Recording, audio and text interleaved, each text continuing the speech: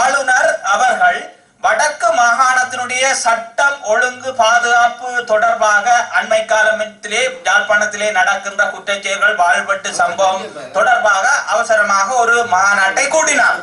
அந்த மகாநாட்டை கூட்டும் பொழுது சில உறுப்பினர்கள் போனார்கள், பல உறுப்பினர்கள் போகவில்லை. ஆனால் இந்த சட்டம் ஒழுங்கு பாதுகாப்பு என்பது 13வது அரசியலமைப்பிலே, அதாவது மாகாண சபைக்கு வழங்கப்பட்டிருந்தாலும் அதன் நடைமுறைகளை அதிகாரங்களை பயன்படுத்துவதற்கு பாதுகாப்பு அமைச்சும் இலங்கை அரசாங்கமும் முட்டுக்கட்டை போட்டு தடை பண்ணி கொண்டு வருகின்ற சூழ்நிலையிலே அந்த துறைகள் தற்பொழுது எங்களுடைய மாண்புமிகு முதலமைச்சர் அவர்கள்ட்ட இருக்கின்றது.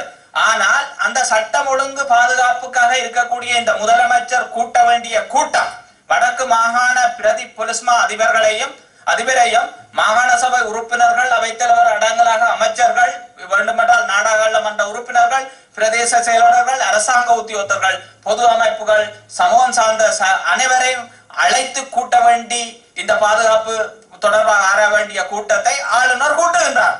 கூட்டும் பொழுது எங்களுக்கு ஒரு சங்கடமாக இருந்தது. ஏன் முதலமைச்சருடைய அதிகாரத்துக்களே அவர் தலையிடுகிறார் என்ற ஒரு ஆதங்கம் எங்களுக்கு இருந்ததன் காரணத்தினால் நானும் போகவில்லை அந்த கூட்டத்துக்கு.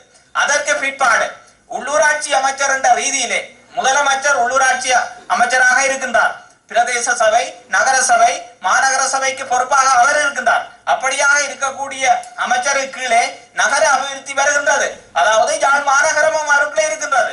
இந்த மாநகரத்திற்கான அந்த அபிவிருத்தி தொடர்பாக உலக வங்கியால் 55 மில்லியன் ஏற்கனவே ஒதுக்கப்பட்டு, அமெரிக்காவாலே ஒதுக்கப்பட்டு, ஏற்கனவே கச்சேரியிலே பல கூட்டங்கள் நடத்தப்பட்டு தீர்மானங்கள் எடுக்கப்பட்டு அது ஒதுக்கப்பட்டிருந்த நிதிக்கு மீளாய்வாக ஒரு புதுசாக ஒரு கூட்டத்தை நேற்றைய தினம் போட்டிருக்கின்றார். அப்ப இது இந்த உள்ளூராட்சி அதிகாரம் கொண்ட இந்த முதலமைச்சருக்கு கூட தெரியாமல் அல்ல, அவர் தலைமையிலே எடுக்க வேண்டிய, எங்கள் தலைமையிலே அமைச்சர்கள் அடங்கலாக நாங்கள் செய்ய வேண்டிய அந்த கூட்டத்தை ஆளுநர் செய்யும் பொழுது நாங்கள் அதற்கு போகவில்லை.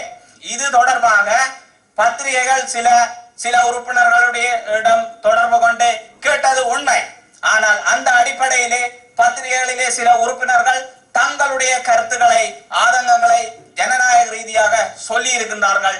அந்த வகையிலே அந்த பத்திரிகைகள் செய்திகளை வெளியிட்டிருக்கின்றது. அது மட்டுமில்லை, இந்த பத்திரிகை மட்டுமில்லை, நேற்றைய தினக்குரலிலே பாருங்கள் செய்தி இருக்கின்றது. உதயன் பத்திரிகைகளிலே இது தொடர்பாக மாகாண சபை வந்தார்கள், இவர்கள் வரவில்லை, புறக்கணித்தார்கள் என்ற செய்தி எல்லா ஊடகங்களிலும் வந்திருக்கின்றார். ஆகவே ஒரு பத்திரிகை தான் இதை வெளியிட்டு, அதை விட முந்தநாள் நடந்த கூட்டம் தொடர்பாகவும் நேற்றைய பத்திரிகையிலே அந்த செய்தி வந்தது. அதுக்கு நாங்கள் இந்த மாகாண சபை உறுப்பினர்கள் பொறுப்பல்ல. அதுக்கு பிற்பாடு இன்றைக்கு கூட ஆசிரியர் தலையங்கத்திலே இது தொடர்பாக வந்திருக்கின்றது. எனவே இது நாங்கள் வடக்கு மாகாண சபையாகிய நாங்கள் செய்ய வேண்டிய வேலைகளை ஆளுநர் அவர்கள் செய்யக்கூடாது என்றதுதான் எங்களுடைய ஆதங்கம்.